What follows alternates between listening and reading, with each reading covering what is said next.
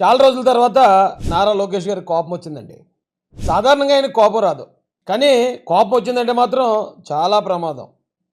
లోకేష్ గారికి గతంలో ఒకసారి కోపం వచ్చిందండి. జూలై 26, 2023 సంవత్సరాన ఒంగోలు యువగలం పాదయాత్రలో ఆయన కోపం మొట్టమొదటిసారి కనిపించింది. ఆయన అక్కడ మాట్లాడుతూ నందమూరి తారక రామారావు గారు దేవుడు, నారా చంద్రబాబు నాయుడు గారు రాముడు, కానీ ఈ వైసీపీ వాళ్ళ పాలిట కోపం వస్తే నారా లోకేష్ అనే వ్యక్తి మూర్ఖుడు అన్నాడు. వైకాపా నాయకులు చెప్తున్నారు, అన్న విశ్వవిఖ్యాత నట సార్వభౌమ స్వర్గశ్రీ నందమూరి తారక రామారావు గారు మా దేవుడు, చంద్రబాబు నాయుడు గారు రాముడు, కానీ వైకాపా నాయకులకి మీ లోకేష్ మూర్ఖుడు, వడ్డీతో సహా ప్రతిదీ చెల్లించే బాధ్యత మీ లోకేష్ తీసుకుంటాడు. ఆ డైలాగ్ విన్న తర్వాత చాలా మంది వైసీపీ వాళ్ళు చాలా కామెడీలు చేశారు. అప్పుడే ఆయన రెడ్ బుక్ను పరిచయం చేశాడు, చాలా కామెడీలు చేశారు, చాలా కితకితలు పెట్టుకున్నారు. కానీ వన్స్ ఆ రెడ్ బుక్ అనేది ఓపెన్ అయిన తర్వాత జగన్మోహన్ రెడ్డి లాంటి వాడే ఢిల్లీ నడివీధుల్లో ధర్నాలు చేసుకున్నాడు.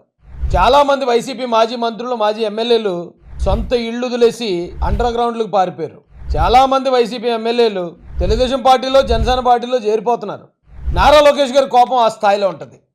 ఆయన డైరెక్ట్గా గుడివాడలోనే కొడాలి నానిని గొడ్డలిప్పి కడ్రాయర్తో రోడ్డు మీద నడిపిస్తానని చెప్పాడు. అంటే కోపం వస్తే అంత కోపం వస్తుంది ఆయనకి. అయితే ఇప్పుడు కోపం వచ్చింది వైసీపీ నాయకుల మీద కాదు, తెలుగుదేశం పార్టీ మంత్రి గారు కొలుసు పార్థసారథి గారు, అలాగే తెలుగుదేశం పార్టీ ఎమ్మెల్యే గారు గౌతు శిరీష గారు, తెలుగుదేశం పార్టీ సీనియర్ నాయకులు కొనకళ్ళ నారాయణ గారు, వీళ్ళ మీద నారా లోకేష్ గారికి కోపం వచ్చింది అనేది ఇప్పుడు ఈ రాష్ట్రంలో బాగా చర్చనీయాంశంగా మారిందండి. అయితే సొంత పార్టీ నాయకుల మీద నారా లోకేష్ గారికి కోపం రావడానికి కారణం ఎవరు, ఏంటి ఆ సంఘటన?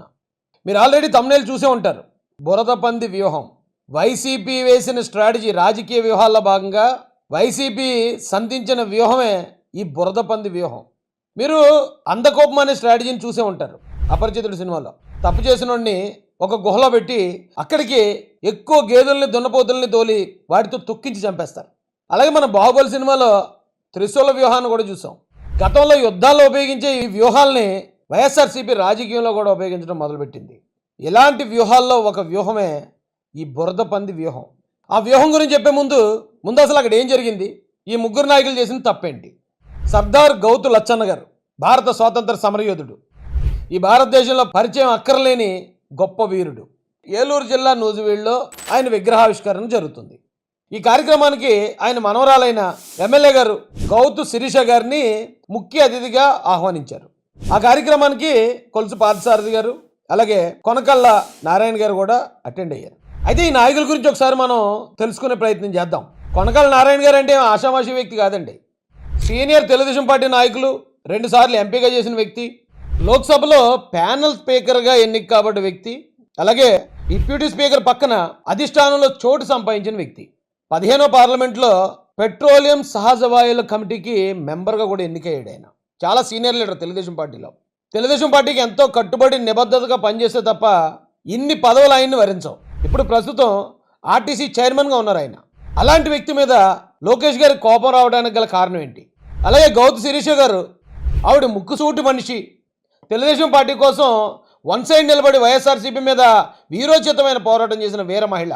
వైఎస్ఆర్సీపీ ప్రభుత్వం ఆవిడ మీద చాలా కేసులు, వేధింపులు కూడా చేసినా సరే ఎక్కడా వెనకడుగు వేయకుండా వన్ సైడ్ నిలబడిన ఆ వీర మహిళ మీద లోకేష్ గారికి కోపం రావడానికి గల కారణం ఏంటి? మూడో వ్యక్తి కొలుసు పార్థసారథి గారు. ఆయన వైఎస్ఆర్సీపీ నుంచి తెలుగుదేశం పార్టీలోకి వచ్చారు. తెలుగుదేశం పార్టీలోకి రాగానే ఆయనకి ఎమ్మెల్యే సీటు ఇవ్వడమే కాకుండా ఆయనకి మంత్రి పదవి కూడా ఇచ్చారంటే ఆయన మీద ఎంత నమ్మకం ఉండి ఉంటుంది తెలుగుదేశం అధిష్టానానికి. అలాంటి వ్యక్తి మీద నారా లోకేష్ గారికి కోపం రావడానికి ఏదో బలమైన కారణమే ఉండి ఉంటుంది కదా. ఏంటో కారణం? ఆ కారణమే బురద పంది వ్యూహం. ఇప్పుడు ఒక చోట యజ్ఞం జరుగుతుందండి. యజ్ఞం చేసే ఆ స్వాములు ఎవరైతే ఉన్నారో, అర్చకులు ఎవరైతే ఉన్నారో, వాళ్ళు చాలా నిష్టగా, చాలా పవిత్రంగా ఉండి ఆ యజ్ఞాన్ని నిర్వహిస్తూ ఉంటారు. ఆ యజ్ఞాన్ని చెడగొట్టాలంటే కొన్ని బురద పందుల్ని ఆ యజ్ఞం మీద కుదిలేరనుకోండి, అవి వెళ్ళి ఏం చేస్తాయి, మొత్తం యజ్ఞాన్ని అంతా పాడు చేస్తాయి. అక్కడ ఉన్న స్వాములకి, ఆ అర్చకులందరూ కూడా బురద అంటిస్తాయి, రచ్చ రచ్చ చేసి పారేస్తాయి. అప్పుడు ఆటోమేటిక్గా యజ్ఞం ఆగిపోద్ది. ఆ యజ్ఞం చేసే అర్చకులు ఎవరైతే ఉన్నారో వాళ్ళు ఆల్రెడీ అపవిత్రం అయ్యారు కాబట్టి వాళ్ళని తీసి మరొకరితో యజ్ఞం చేయాల్సి ఉంటుంది. అదే ఈ బురద పంది వ్యూహం. నూజివీడులో జరిగిన సంఘటనకి ఈ బురద పంది వ్యూహానికి అసలు సంబంధం ఏంటి రాయేష్ అని మీరు అడగొచ్చు. నూజివీడులో జరిగిన ఈ గౌతు లచ్చన్న, సర్దార్ గౌతు లచ్చన్న గారి విగ్రహావిష్కరణ కార్యక్రమం అనే యజ్ఞంలోకి అక్కడ ఆ యజ్ఞాన్ని చేస్తున్న గౌతు శిరీష గారు కానీ, కొనకళ్ళ నారాయణ గారు కానీ, కొలుసు పార్థసారథి గారు అనే అర్చకుల యజ్ఞాన్ని చేస్తూ ఉంటే ఆ యజ్ఞాన్ని పాడు చేయడానికి జోగి రమేష్ అనే ఒక బురద పందిని అక్కడికి పంపించారు. ఇక్కడ నేను జోగి రమేష్ గారిని పందితో పోల్చట్లేదండి. ఆ వ్యూహానికి ఇక్కడ జరిగిన సంఘటన కనెక్ట్ చేస్తున్నాను అంతే. జోగి రమేష్ గారిని నేను చాలా ముద్దుగా జోకర్ రమేష్ గారు అని చాలా ప్రేమగా పిలుచుకుంటాను. ఆయన నేను అవమానించట్లే. కానీ ఇక్కడ జరిగిన సంఘటన అదే. కావాలని జోగి రమేష్ని ఆ కార్యక్రమంలోకి ఇన్వాల్వ్ చేసి అతని బురదని అక్కడ ఉన్న నాయకులు ఖండించారు. విగ్రహావిష్కరణ కార్యక్రమంలో కానీ, అక్కడ జరిగిన ర్యాలీలో కానీ పిలవని పేరంటానికి ఊళ్ళో పెళ్లికి కుక్కలాడవడు అన్నట్టు జోగి రమేష్ వెళ్ళి వీళ్ళందరి మధ్యలో నిలబడి ఆ కార్యక్రమంలో పార్టిసిపేట్ చేశాడు.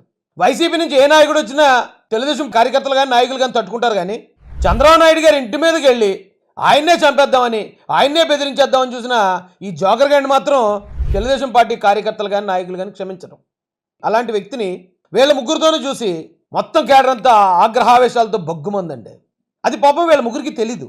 కానీ అదొక వ్యూహం అని అక్కడికి బురద అంటించిన ఒక పందిని పంపించి ఆ యజ్ఞాన్ని ధ్వంసం చేసి అక్కడ ఉన్న వాళ్ళకి చెడ్డ పేరు తీసుకురావాలి, తెలుగుదేశం పార్టీ అధిష్టానం దృష్టిలో వీళ్ళ మీద ఆగ్రహం రప్పించి తద్వారా అక్కడ ట్రస్ట్ మ్యాటర్స్ అనేది రేజ్ అవ్వాలని చూశారు. అంటే ఈ నాయకులు ఏమనుకుంటారు, అదేంటి మాకు తెలియకుండా జరిగింది కదా, అధిష్టానం మా మీద ఎంత కోపడుతుంది ఏంటి అని వీళ్ళు అపార్థం చేసుకోవాలి. అటు అధిష్టానం దృష్టిలో అదేంటి తెలుసు కదా జోగి రమేష్ ఏం చేశాడో, అలాంటి వాడు వచ్చినప్పుడు వీళ్ళు ఎందుకు అక్కడ ఉన్నారు, అతను ఎందుకు ఎంటర్టైన్ చేశారు అని అధిష్టానం నుంచి కార్యకర్తల దాకా వీళ్ళని అపార్థం చేసుకోవాలి. చాలా గొప్ప స్ట్రాటజీ చేశారు వైసీపీ వాళ్ళు. అయితే కూటమి నాయకులందరూ కూడా అప్రమత్తంగా ఉండాలండి. ఇలాంటి బురద పంది స్ట్రాటజీస్ ఇంకా చాలా జరగబోతున్నాయి. మనలో మనకి అపార్థాలు క్రియేట్ చేయబోతున్నారు. మనకు తెలియకుండానే మనల్ని పార్టీలకి శత్రువులుగా క్రియేట్ చేయబోతున్నారు. ఈ జోగి రమేష్ని ఆ మీటింగ్లో చూసిన తర్వాత నేను ఏమనుకున్నానంటే భయపడ్డట్టున్నాడు బిడ్డ అనుకున్నాను. భయపడి పిలవని పేరంటానికి వచ్చి పాపం వీళ్ళ కాళ్ళు చుట్టూరు తిరుగుతున్నాడేమో, తెలుగుదేశం పార్టీలో చేరతాను, జనసేన పార్టీలో చేరతానని ఏమన్నా రాయబారాలు చేస్తున్నాడేమో అనుకున్నాను ముందు. కానీ బురద పంది స్ట్రాటజీలో బురద అంటించడమే దాని పని. ఇక్కడ జోగి రమేష్ కూడా ఆ మీటింగ్కి వచ్చి సర్దార్ గౌతు లచ్చన్న గారికి గొప్ప గౌరవం ఇచ్చిన వ్యక్తి వైఎస్ రాజశేఖర రెడ్డి గారని, వైఎస్ రాజశేఖర రెడ్డి గారు సర్దార్ గౌతు లచ్చన్న గారు ఒకటే అన్నట్టు అక్కడ పిచ్చి ప్రాలాపన పేలాడు. గౌతు లచ్చన్న గారి శత జయంతి ఉత్సవాలని ఉమ్మడి రాష్ట్రంలో హైదరాబాద్ లో రవీంద్ర భారతిలో నిర్వహించిన ఏకైక వ్యక్తి ఎవరో తెలుసా? స్వర్గీయ డాక్టర్ వైఎస్ రాజశేఖర రెడ్డి గారు అని చెప్పేసి మనం గుర్తుపెట్టుకోవాలి. అప్పుడు అర్థమైంది నాకు ఇదంతా పెద్ద స్ట్రాటజీ. ఇది అక్కడ ఉన్న తెలుగుదేశం పార్టీ నాయకుల మీద తెలుగుదేశం పార్టీ అధిష్టానంలోనూ కేడర్లోనూ అపార్థాలు క్రియేట్ చేసే ప్రయత్నం జరుగుతుంది ఇక్కడ. ఇది చాలా పెద్ద వ్యూహం ఇదని చెప్పి నాకు అనిపించిందండి. కాబట్టి కూటమిలో ఉన్న ఎమ్మెల్యేలు కానీ మంత్రులు కానీ చాలా అప్రమత్తంగా ఉండండి. ఇలాంటి వ్యూహాలని తిప్పుకొట్టే విధంగా మీరు ఎప్పటికప్పుడే పరిశీలించుకుంటూ ఉండండి. ఎందుకంటే చంద్రబాబు నాయుడు గారికి, లోకేష్ గారికి, పవన్ కళ్యాణ్ గారికి కోపం తెప్పించే ఏ సందర్భాన్నైనా సరే మీరు అవాయిడ్ చేస్తూ ముందుకెళ్లాల్సిందిగా మీ అందరికీ కూడా సూచన ఇస్తూ